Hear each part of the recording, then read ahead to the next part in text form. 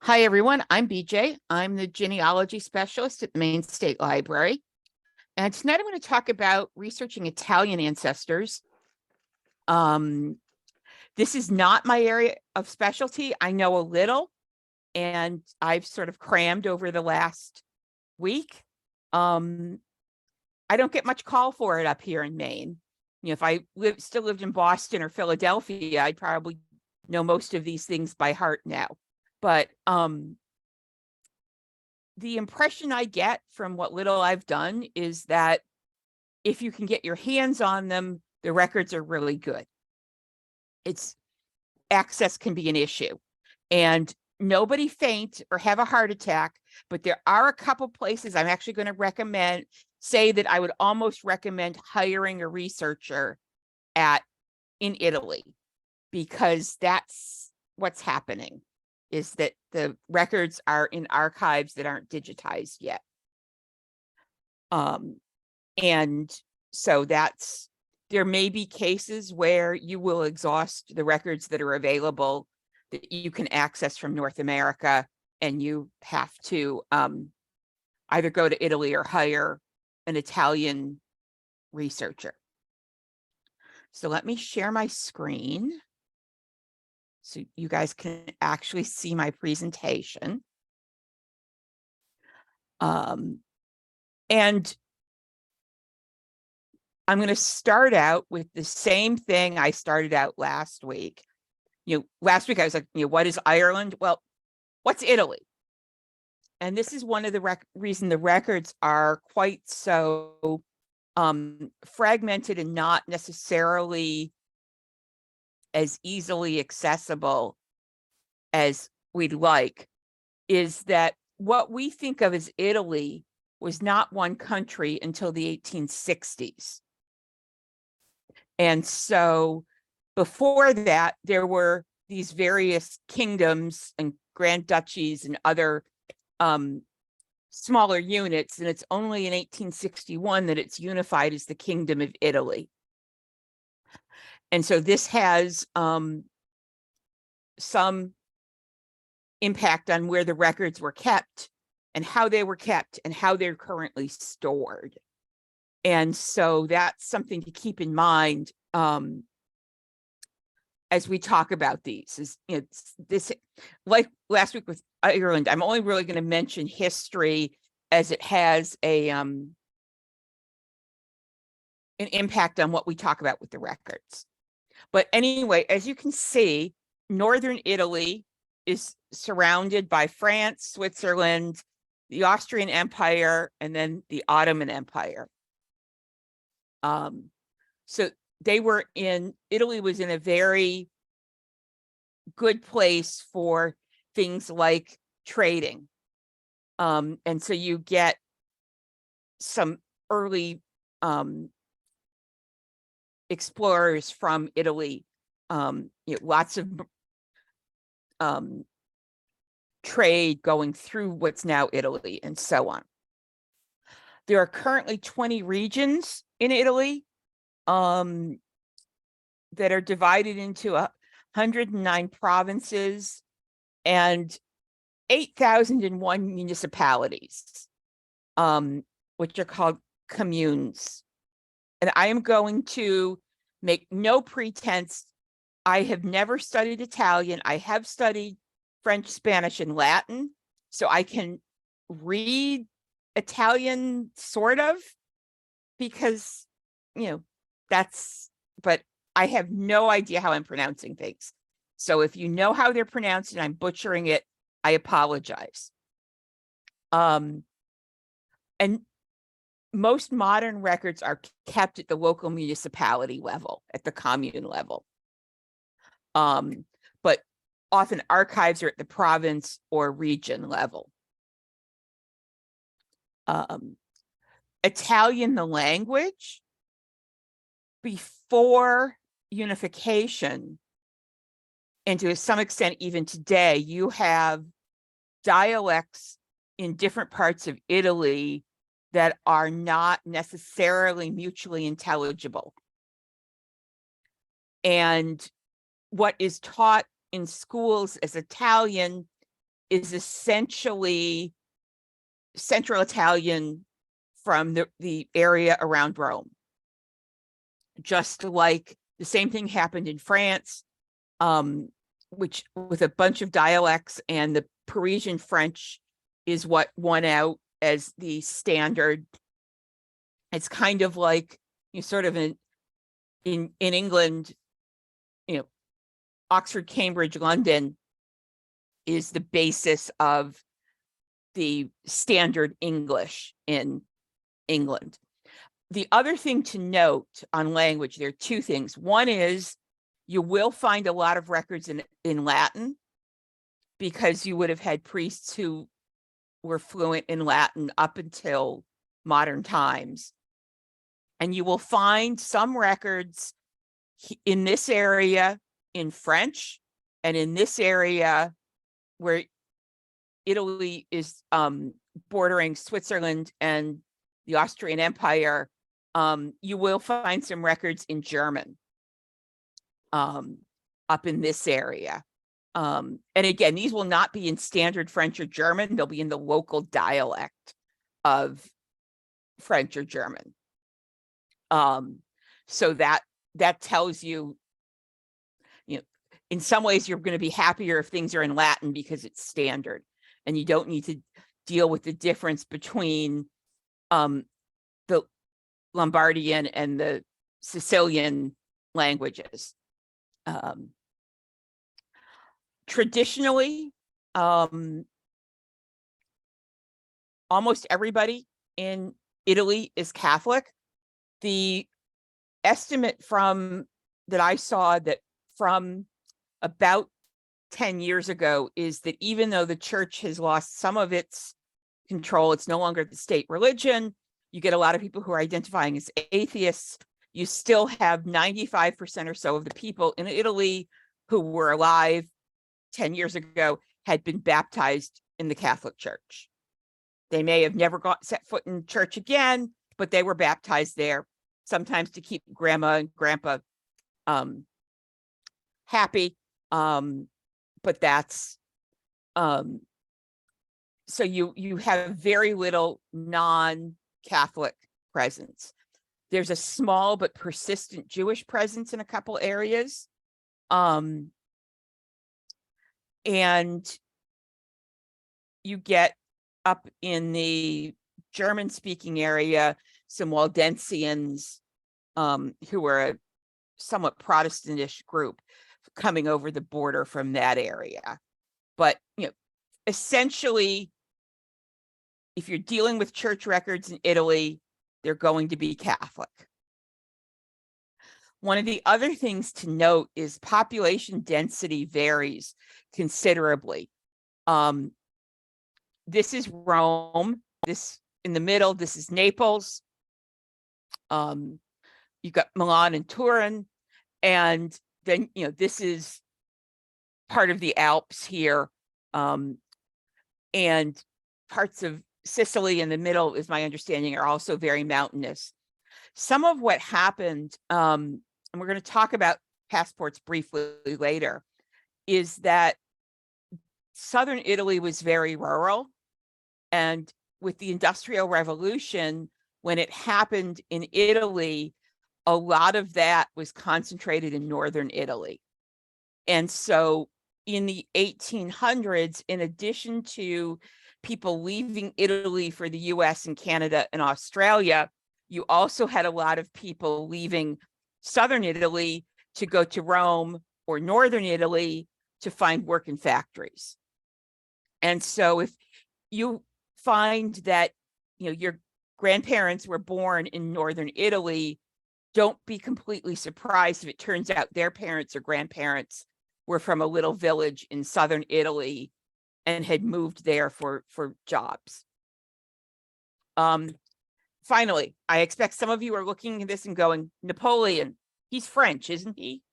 Well, at the height of Napoleon's conquests of Europe, parts of what's now Italy became part of his empire, essentially. And this actually has an impact on the records, because the record keeping reforms he introduced in France were also introduced in Italy. And so there are some cases where we're going to see records from that early 1800s kept well, and then they essentially backslide. And then at the end of the century, they're kept again. One of the few people I've actually helped recently with Italian ancestry, we have this case where, her great grandparents were born at the end of the 19th century. And we can look at the villages where they were from and see people with the same last names in the Napoleonic era, the early century, but we're missing a generation or two in between. And the records are not clear how to, it's the same thing we sometimes have here in Maine, where, we look at a name and we go, yeah, that goes back to Massachusetts or Connecticut in the colonial era, but we've got a generation or two where we can't make that connection. So Napoleon was helpful in putting in the records, and then they fell apart when he was defeated. So in a 25-ish year period, right around the turn of the last century, about 4 million Italians, people born in Italy, migrated to the US. I've seen estimates from 300,000 to 500,000 ended up in Canada, and some ended up in Australia and in England. In England and Scotland, actually, where they tended to do one of two things based on actually three things I've seen frequently. They are musicians, stonemasons, or ice cream makers in Scotland around 1900. So that's, probably stereotyping some, but that's the story there. And you get the same thing here. You get people, these men who come as masons and other craftspeople. And many of them didn't stay forever, but many more of them did. And eventually brought over their wife and children. But because of this huge influx, there are many, many people in the US with Italian ancestry, and there are lots of helpful finding aids and other good support for dealing with Italian records. So there are several of these in different places. I pulled this one from BYU. It's about reading old script. There's an entire website essentially devoted to reading Italian documents. And I would highly encourage you to go to this web, if you're looking at Italian records, to go here and work your way through this so you know what's there. And you just need to Google BYU Italian handwriting and you'll find this. And it's a really good introduction to the range of what you'll see. And this is nice. This is not only a word list, and this is from Family Search, of the English word and the Italian word. They're also giving you samples in the typical handwriting of the 19th century, which is where you're going to be starting out generally. And so you can see here, it says death, or deceased is FU, with an accent mark, but you'll see it's not always there. There are, in Italian, you do have words change when you're dealing with male versus female. So you would get bambino for a boy and bambina for a girl in the records. So let's take a look at this. This is a nice chart. Again, I took it off Family Search's wiki. If you haven't been around a lot, you'll hear a lot more about the Family Search Wiki as you hang out with us. Civil registration starts in various points in Italy in the 1800s. Church records go back into the 1500s. The church did censuses. We'll get to those. We'll get to conscription records, family status updates, passport records, and I'm not going to really talk about tax assessment records. They're not easily available online anywhere. And I just wanted to let you know that there are some of those that go way back into the 1600s, that if you're getting into that era and the church records aren't getting you what you need, that is one case where it may be worth hiring an Italian genealogist to look at those records, because they are, my understanding, and I have not seen them, is that they do have more than just a name. They have, not just the person's name and how much they paid, but details about what farm they were on and things like that. So civil registration, I'm going to work backwards here, starts in the Napoleonic era, continues in southern Italy and Sicily through the 19th century. In central and northern Italy, it basically stops with Napoleon's defeat and is picked up again in the 1860s. And as I said, especially early in the civil registration, so late 19th century in central and northern Italy, you may get things written in French or German in the areas along those borders. So don't panic if you do. It's not a sign that you've not found the right record. So in civil registration, you get births, marriages, and deaths. And also the state of the family that continue a Catholic, basically state of the souls of the parish. So let's take a look at some of these. So a lot of these are accessible at Antenati, which is run by the Italian government. Not everything's online yet. Again, if you just Google Antenati, it'll be one of the top couple things that comes up.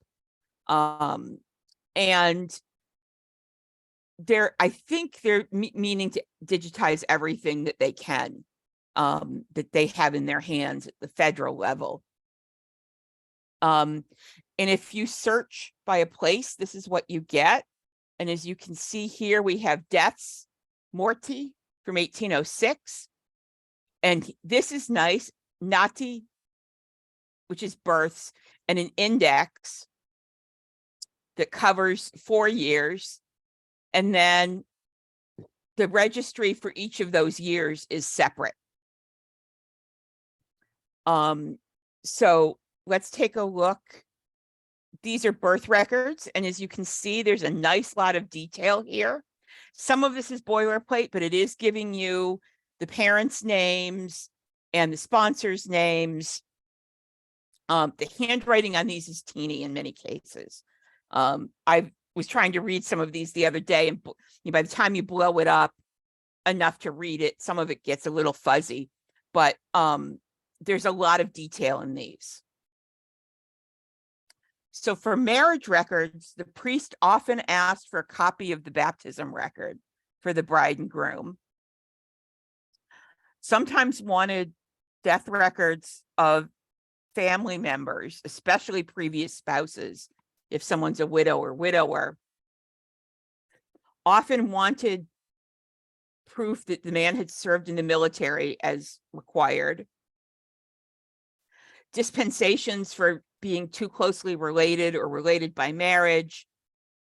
Proof that the banns had been read 3 times in a public mass.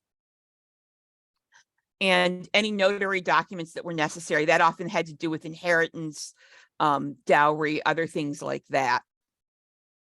And so you will get some of these are actually digitized under and listed under the name of Prestessetti or Alleghetti. and sometimes these were kept at the not at the town level. They went up to the next level on these. So here's a marriage record. This is from the early 1800s. And as you can see, you have information about, here's the groom, where he lives, his profession, who he's a son of, where that person lives, the father's profession, mother's name, where she lives, then the same information for the bride. Down here, you have the signatures of the witnesses. So, for this was like from 1805 or so. That's a nicely detailed record. This is an early civil registration record from the Napoleonic era.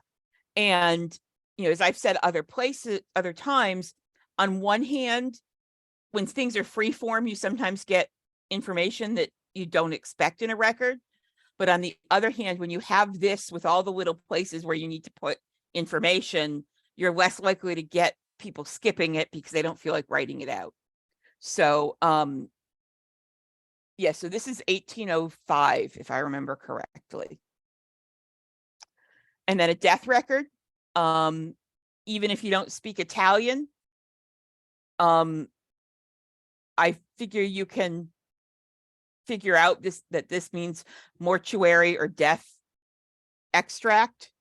And it has, again, information about the person who died and the family. And these are interesting because they are just kind of jumbled like this. They look like they were not bound, that they were just in a folder. So that probably means from a record standpoint, something was more likely to get lost. But if it wasn't bound, it's probably been digitized better. So, we'll take our chances, I guess. Divorce was illegal in Italy up until 1970, except for about a decade during the Napoleonic era. And divorce records in Italy are not public. So, oh well. Church records. So before there was civil registration, there were church records.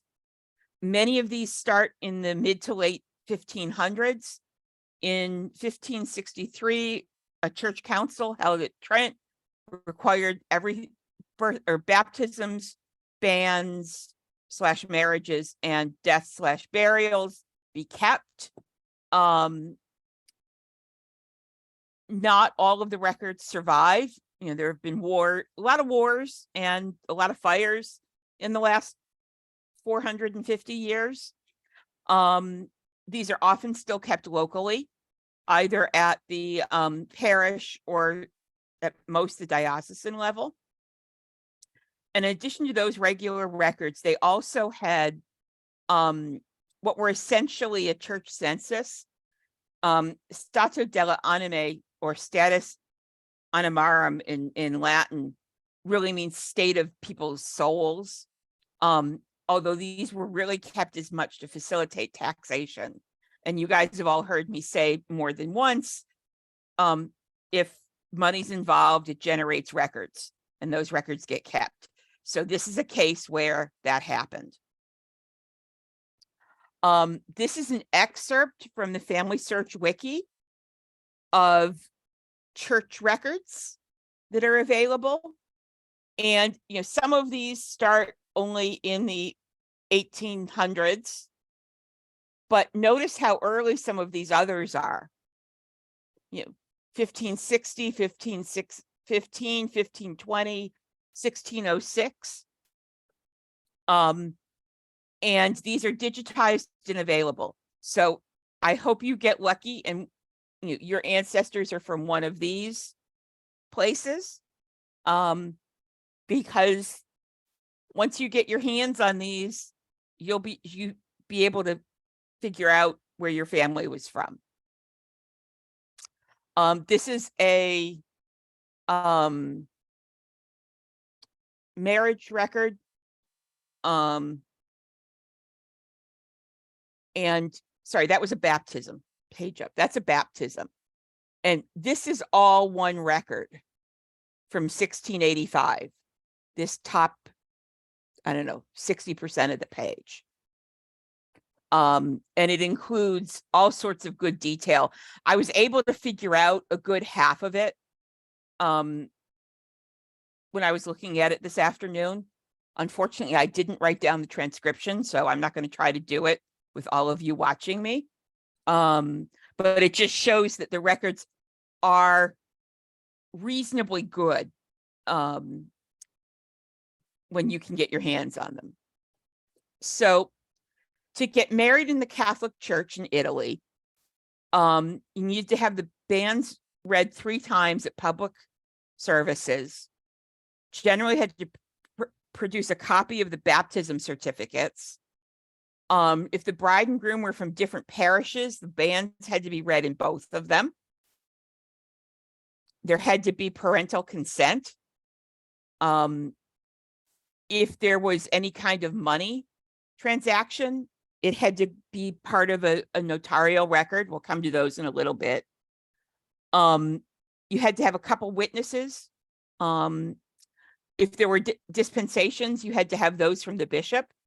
And the things that could impede a marriage, if somebody had been already betrothed to someone, underage, second cousin or closer, some marriage relationships as well ruled out getting married, or if they were not mentally able to consent.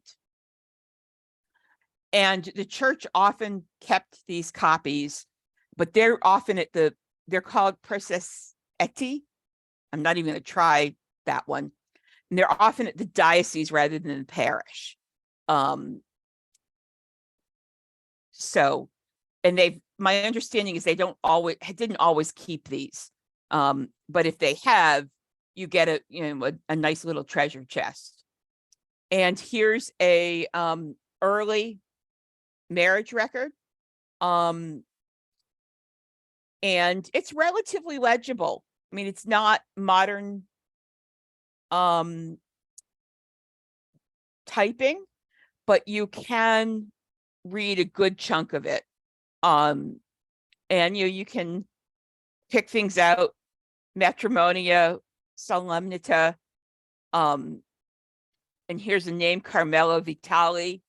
So, if this were a record from your family, you would probably be able to figure out what this is saying, at least enough to decide whether you need to get somebody who's really fluent in Italian to read it for you.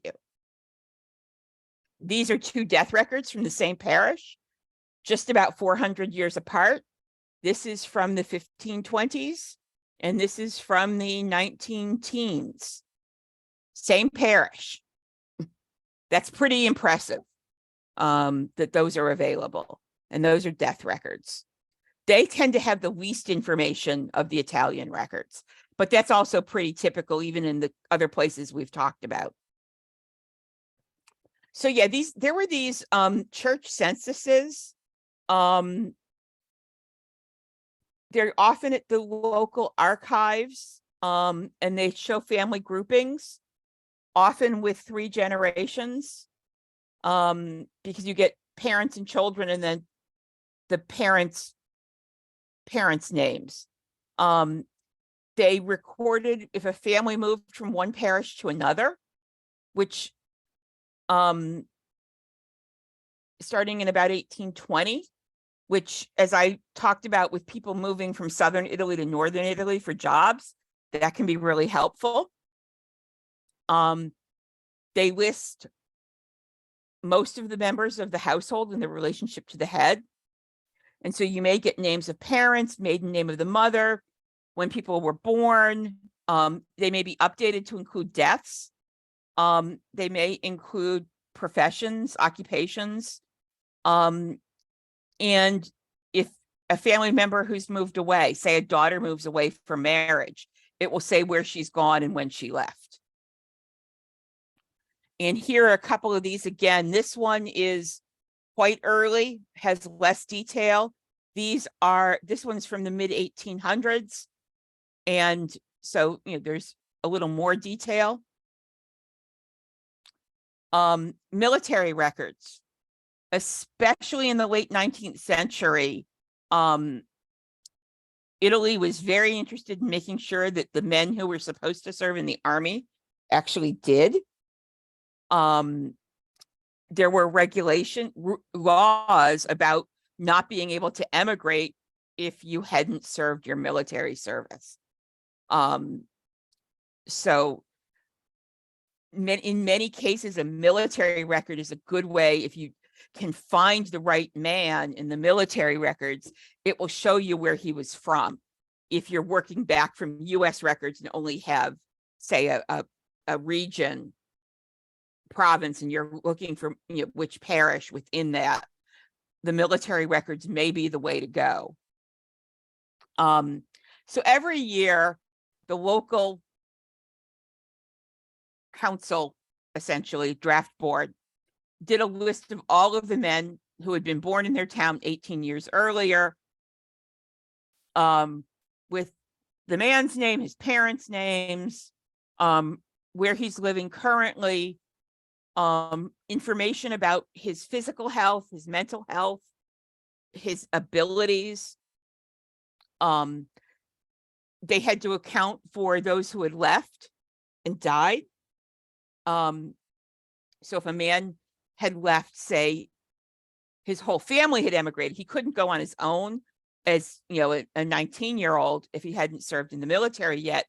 But if he was 7 and his whole family picked up and moved, that would be accounted for in these. So this is when they're 18. And this is what one of these looks like. This is actually from the area over near, near what's now like Slovenia and northeastern Italy. And this is someone who doesn't have his father's name, and his mother's name was Maria Trotnik. Date he was born, where he was from, his current address, and then the comments of the draft board. His profession, how tall he was. So he was 70. I think that's 7. I think this is actually metric. 1 meter, 70 centimeters makes sense. Didn't fill out this about the rest of his physical appearance, but this, for all of the men in the second half of the 19th century, you should find one of these if it's been digitized. Just because, it is a nice connection. But it's this, from what I can tell, this is the equivalent somewhat of, you have all heard my love of the World War I draft registrations in the US. This is the Italian equivalent of catching men in that last part of the 19th century. And then when they were 21, the draft board had to account for them again and their eligibility for being drafted. And whether they'd emigrated, and again, they're looking for soldiers. And here's an example of this. There's a little less on these, but it still gives you the parents' names, where they're from, comments about if they've left the area, and so on. So, it's a really good data set. There are modern style censuses done, from 1871 to 1901. They mostly just had the head of the household, his occupation, and the number of people in the house. Starting in 1911, they are full censuses the way we'd see them. These are generally held at the state archive, the provincial archive. There's often a copy at the registrar's office in every commune or town, and how much is available differs greatly. It's up to the local commune official. So some of them are easy to access and others are not. But because of this, where the censuses in the late 1800s are limited, that's one reason the military records are so valuable, is that you're at least getting that entry about a man instead of what we would have as a census entry. Passport records. By the late 1800s, Italy is supposedly requiring internal as well as external passports. In other words, you were supposed to have a passport even for moving around within Italy. And again, the US did not require them for entry, but a lot of people who were leaving Italy got them in order to be able to leave. And again, typically it will have person's name, birth and marriage information, possibly where they went to, children, and so on. And these are usually the state / provincial archives. And everywhere I saw about these basically says you need to have either be an academic or a serious researcher to get your hands on these, which is why this is one area. I mean, before you hire somebody, come talk to me and let's see if we can figure out whether they do exist in digitized form for the area you're looking at. But it sounds like a lot of these you need to hire somebody locally who has an in. But if you're stuck on other things, it may be the way to go. Notarial records, like with Quebec, Spain, Italy, Portugal, France, use this as system for things that we would think were done otherwise. And they will deal with wills. There's not really separate probate for Italy in the time period we're talking about. A lot of purchases and sales are done through them rather than through a land office with deeds. And they'd often settle legal disputes, especially around non-criminal things. These are less coverage because usually it's only families who had some property or had some prosperity, not necessarily property in the sense of land, but you may have somebody who is a merchant and would be involved in a lot of these. And if you get one from after somebody like a merchant has died, there will be a lot of information on the family and who inherited what. But again, very few of these are digitized, but many of them survive. Emigration. As I said, huge numbers of people left Italy in the late 1800s and then early 1900s up until World War I. Italy, like a lot of the rest of Southern Europe and other parts of the world, in 1920, so you have World War I, that from 1914 in Europe through 1919 is reducing people's movements. And then in 1924, the US started quotas for immigration that were heavily weighted towards Northern Europe and away from the rest of the world. So the number of Norwegians who could immigrate was really high, and usually higher than the demand, but people coming from Greece and Italy and Morocco and so on had tight quotas. So most people who left Italy did not go through the ports I've talked about in the past, Hamburg, Liverpool, Cork. They left either from Italy, with Naples being the biggest one, or from ports in southern France.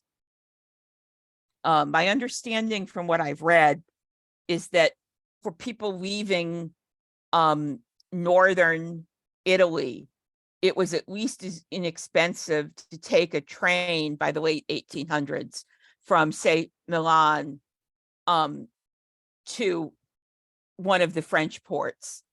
Common destinations, in addition to the US and Canada, would be Brazil, Argentina, Australia, and Venezuela. So it's possible you will find that you had ancestors who went to one of a South American country before they came here. So that's something to watch out for. There is this Italian website that is working at doing information about people leaving Italy. And so this is linked from the Family Search Wiki, and it's got some, you need to be a paid member to get the full details, but you can use the index to get basic ideas and then look for them in the US records at the other end. One of the other things that's interesting, starting in like the 1300s, Italy had a system where if a young woman got pregnant, there was essentially a wheel in a church or a orphan's home, and she could put the baby in this wheel, turn it so the baby ended up inside the church, and walk away. And so this is evidently what most women who got pregnant outside of marriage did. Oops, went the wrong way. And the baby would then be either raised in the orphanage or foundling home or adopted out to a family. And there are certain names that may well at some point have been associated with somebody who was abandoned. Incognati means unknown. Ospizio was actually the name, means foundling home. Esposito means abandoned. Innocenti, saying the child is innocent. Obviously, if this happened in a family in the 1600s and they had that name, there are people that still are named Esposito who were not the ones left. It was probably their 8 or 9 times grandfather. So that's something to be aware of, that did happen not a fair bit, but it was set up to work that way from like the 1300s to the early 1900s. Names. A couple things here.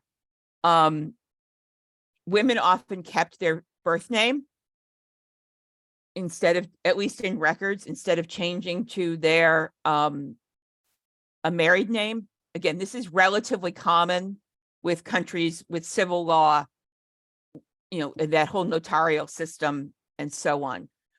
Italian women, through a good chunk of what we'd call genealogical time, had better property rights when they were married than they would have in the US or in countries under English law. Here's a list of the 20 most common surnames in Italy. Starting, Rossi's the most common. Just so you have an idea that if these are the equivalents of Smith and Johnson and Roberts and Brown. As you can see, whoops, there's Bruno. Greco means the Greek, if I remember correctly. So Rossi just means red. So, and not everyone you meet named Ferrari is associated with the car company. The other thing is, like some of the other countries that we'll deal with, including Quebec and Spanish speaking countries, and we'll see this in Germany again next week. Unlike in English, where in most English countries, speaking countries, people didn't have middle names until the 1900s or so, you will get people with multiple given names. And it's not always obvious which one they were called by, and they may use different ones at different times. And you get it less here than in Spain and in Germany, but you may get boys with the name Maria in part is one of their names, after Mary, the mother of Jesus. So we'll see that again other places. And then finally, this is a website. Yes, this is currently in Italian on this screen. It is a board, it's a chat board, bulletin board. It is active. As you can see, there are things here from this week.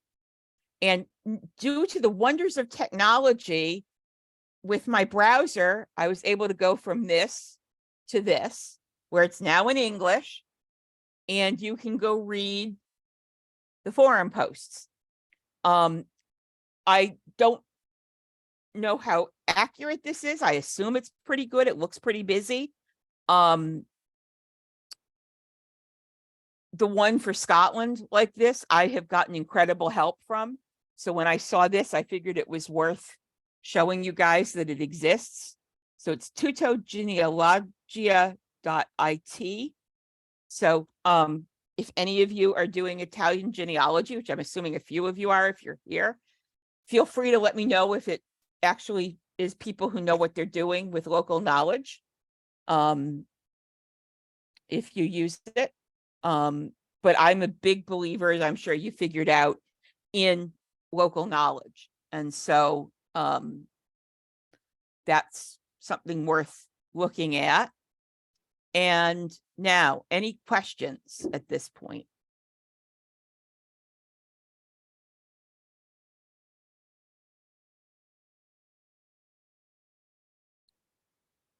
Yeah, I think the biggest thing, if I were trying to do some looking, the biggest things I'd be concerned about to begin with are the language issue and not knowing the geography. And there are gazetteers and maps out there. I didn't really talk about them, but I would encourage you to look at those. One of the things I noticed is, like in places like England and here in the US, you may get multiple places with the same name in different parts of Italy. And so it's going to be helpful to know which part of the country your ancestor came from, if they're just from a place called like San Antonio, because there may be several of those in different parts of the country. So that's, going back to looking through things here, and getting that before you try to research in Italy. It wasn't working and I didn't have time to find another one. I have seen surname distribution charts or interactive surname distribution data. And so, if you've got one of those top 20 names, probably won't help. If you have an unusual name, looking for a surname distribution chart or map may help you figure out where a name is from. Because I'm guessing that once you get past the top, say 50 names, you get a lot of names in most countries that have some localizing element where you can pick out, this is a Sicilian name versus a name from Milan. So that may be worth doing. So I actually had an experience kind of like that when I was down at the old Orchard Beach, talking to a fellow from, I think it might have been Rocco's, And it was pretty clear one of the folks behind there was not from here. And I was asking him, and he was from Italy, of course. And I told him I had Italian ancestry, and he asked me the name. And when I said Pecorella, he's like, "Oh yeah, that's Sicilian." So he just knew immediately from the name which region it was from. Right. And that's you're going to find in a lot of the countries we talk about in Europe, is you will get very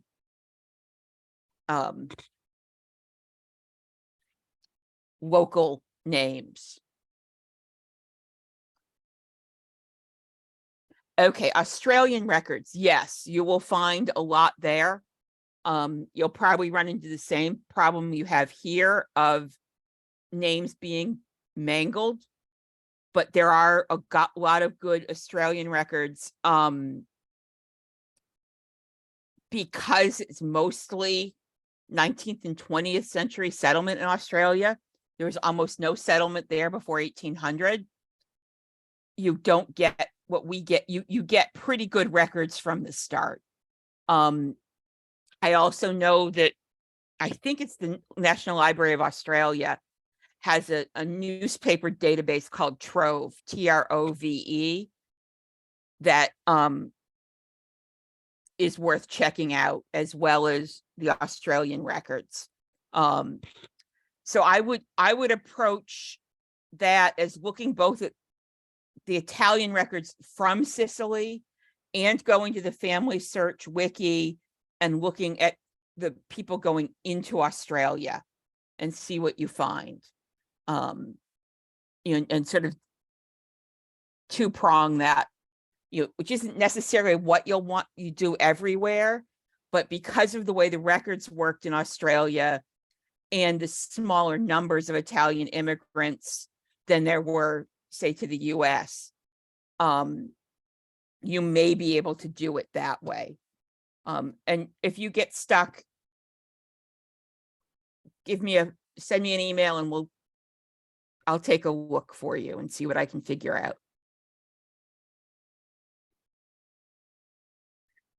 When I was in a class, history of immigration, one of the books we needed to buy was called Hungering for America by Haja Diner. Seems an appropriate last name for that book. The book was about 3 different groups of, large groups who immigrated, like Jewish people, and one of them was Italians. And it's something I would definitely recommend for people to see if their local library has it, because it kind of explains a lot. It's a very food-focused book, but it explains a lot about their experiences and their reasons for immigrating, or emigrating from Italy, and what life was like over there. And it's really quite interesting. There are copies here in Maine for those of you who are here. There are multiple copies. So it looks like an interesting book. I had not seen that one. I may need to look for it, but if you're here in Maine, you can get a copy from the library. So that's always a good thing. Support your local library. As budgets are settled over the next year, support your local library. I can't, as a state employee, I can't do direct lobbying, but I have no problem saying support your local library. They're important. Okay, let me stop the recording.